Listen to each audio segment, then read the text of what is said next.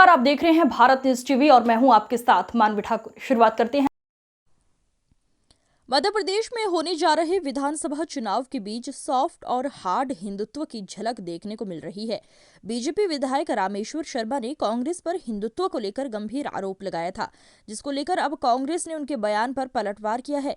Congress media विभाग के अध्यक्ष के मिश्रा ने कहा कि हमें तो रामेश्वर शर्मा के हिंदू होने पर ही शक है। रामेश्वर जनेऊ पहनते हैं तो दिखा दें।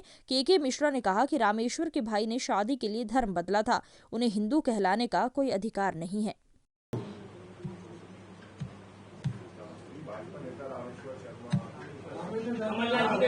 चंदा मामा ना।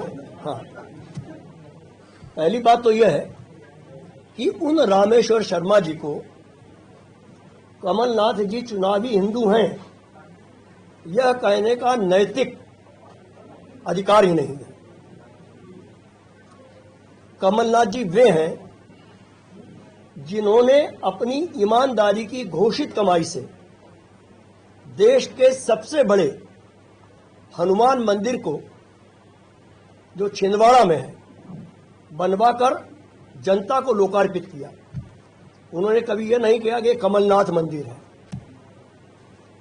और रामेश्वर शर्मा जी बता दें, यदि वो सच्चे हिंदू हैं तो हिंदुओं के रक्षक हैं। और मुझे तो भोपाल से ही जानकारी मिली है कि उनके भाई ने शादी करने के लिए खुद मुस्लिम धर्म अपना लिया है। तो अपने घर पे तो पहले हिंदू बना लें किसी को, फिर वो कमलनाथ जी को सर्टिफिकेट बांटे। वो खुद चंदा मामा है। वो बता दें कि 18 साल की शिवराज सिंह की सरकार ने कितने बेरोजगारी को नौकरी दी, किसानों ने आत्महत्याएं क्यों की, 29,000 किसानों ने, 56,000 बहनों के कत्ल कैसे हुए, गैंगरेप क्यों हो रहे हैं, मुख्यमंत्री के बंगले के 1.5 किलोमीटर दूर बच्चियां गायब हो रही। जब ये पैर पूज रहे थे बच्चियों के, तब वो बच्चियों का अपहरण हो रहा था। पीएचक्यू भी पास में है, पुलिस को क्यों पता नहीं लगा? मिलावटखोर क्या कर रहे हैं, कालाबाजारी क्या कर रहे हैं। और सबसे बड़ा रामेश्वर शर्मा पर मेरा आरोप है कि यदि वो सच्चे हिंदू हैं तो मैं भी हिंदू हूं। मैं उनसे पूछता हूं कि तत्कालीन विश्व हिंदू परिषद के अंतर्राष्ट्रीय अध्यक्ष, जो कभी पार्षद भी नहीं रहे मगर अंतर्राष्ट्रीय अध्यक्ष थे, स्वर्गीय अशोक सिंघल जी, उन्होंने कहा था 90 के दशक में जब राम जन्मभूमि मंदिर का विवाद चल रहा था, तब उनकी प्रेस कॉन्फ्रेंस थी।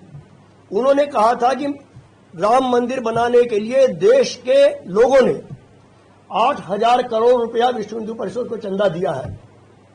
ये चंदा मामा बताएं कि वो 8,000 करोड़ रुपया देश के किस प्रांत में है, किस बैंक में है, और 30 सालों में वो 8,000 करोड़ रुपया ब्याज सहित कितना हुआ। रामेश्वर शर्मा तब क्यों खामोश थे जब चंपत राय जमीनों की रजिस्ट्री में अयोध्या में पैसा खा रहा है? रामेश्वर शर्मा का हिंदुत्व तब कहां गया था? कमलनाथ जी को और बड़ी बात में आरोप लगा रहा हूं कि जिसने मंदिर तोड़ा है वो कभी हिंदू नहीं हो सकता है। मैं खुद कह रहा हूं कि वहां मान लिया जाए कि वहां मस्जिद नहीं थी। यदि मस्जिद होती तो कुरान की आयतें लिखी होती, वहां कोई मूर्ति नहीं होती। मैं भी मस्जिद में कई बार गया हूं, वहां कुरान की आयतें नहीं थी, वहां मंदिर था। मैं भी मान रहा हूं, आप कह रहे हो ना मंदिर था, मैं भी मान रहा हूं, मगर वहां रामलला अपनी पत्नी सीता और लक्ष्मण के साथ 4 दीवारी में उस गुंबज के नीचे विराजे हुए थे।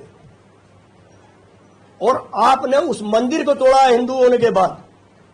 और वो राम जो ठंड गर्मी और बरसात के थपेड़े से बचे हुए थे, 30 साल से वो राम टेंट में बैठे रहे, तो तुमने तोड़ा क्या है? तो मंदिर तोड़ने वाले कभी भी हिंदू नहीं हो सकते हैं। और इन बुज़दिलों में, जिनमें रामेश्वर शर्मा भी शामिल है, इतनी हिम्मत नहीं है। मेरे पास वो अखबार भी है कि 6 दिसंबर को जब बाबरी मस्जिद ध्वस्त हुई, उसकी शहीदी हुई, उसके दूसरे दिन जब पूरे देश में कत्लेआम मचा हुआ था, तब इनके नेताओं ने, मुरली मनोहर जोशी ने, अडवाणी जी ने कहा था यह काम अपराधी तत्वों ने किया है, हमने नहीं किया है। तो ये बताएं कि यदि रामेश्वर शर्मा भी उस विध्वंस में शामिल थे तो ये क्या गुंडे हैं? इतनी हिम्मत तुमको होनी चाहिए कि हमने मंदिर तोड़ा या मस्जिद तोड़ा कबूले। तो जिन रणछोड़ दासों में इतनी हिम्मत नहीं है, उनको राम के नाम का उपयोग करने का अधिकार ही नहीं है।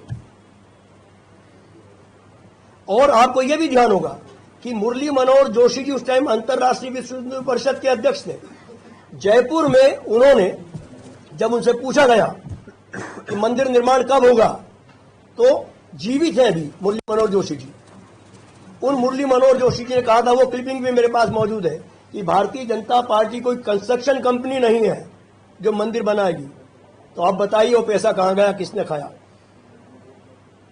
ये हिंदू हैं, हिंदुओं के जूते की ये धूल भी नहीं है। ये चंदा चोर है, सरकार बनाते हैं राम के नाम पर, और यदि राम के नाम पर सरकार बना रहे हैं तो महाकाल का पैसा खाने वाला कौन था, ये भी बता रामेश्वर शर्मा।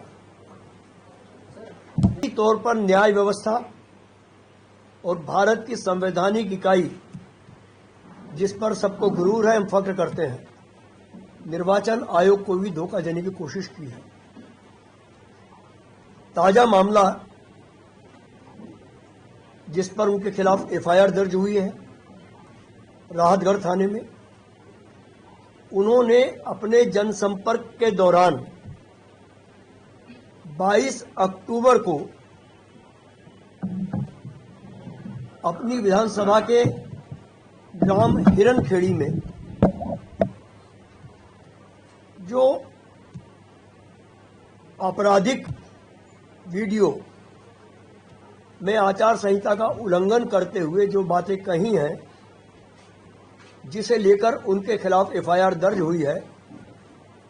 एफआईआर दर्ज होने के बाद उन्होंने फिर हमारी संवैधानिक इकाइयों, जनता और प्रदेश की जनता को धोखा देने की कोशिश की है।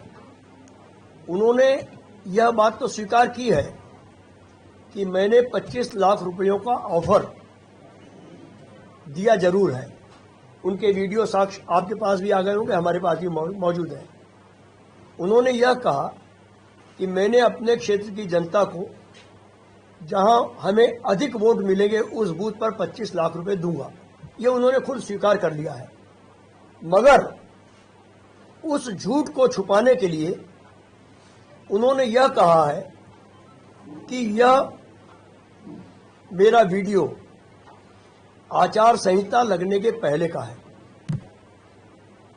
मैं दावे के साथ कह रहा हूं कि वो वीडियो 9 अक्टूबर को आचार संहिता लगी है, और वो वीडियो जिसे वो कह रहे हैं कि मैंने आचार संहिता लगने के पहले दिया है, वह वीडियो उन्होंने राहतगढ़ थाने के हिरणखेड़ी गांव में 19 अक्टूबर 2023 की शाम 6 बजे एक भाषण के दौरान, जो बाद में जारी हुआ है, वह दिया है। यानी उनका झूठ पूरी तरह सामने आ चुका है। शायद गोविंद राजपूत जी भी शिवराज सिंह चौहान के डाक एडिशन है कि अक्ल का ठेका ईश्वर ने सिर्फ इन दोनों को ही दिया है, बाकी पूरी जनता मूर्ख है। ये झूठ इनका 120 की स्पीड से चलाते हैं ताकि समझते हैं कि सब लोग बेवकूफ हैं, मगर उस फौज में कांग्रेस पार्टी शामिल नहीं है। यह 19 अक्टूबर का वीडियो टेलीकास्ट किया गया था फेसबुक अकाउंट से, और जिस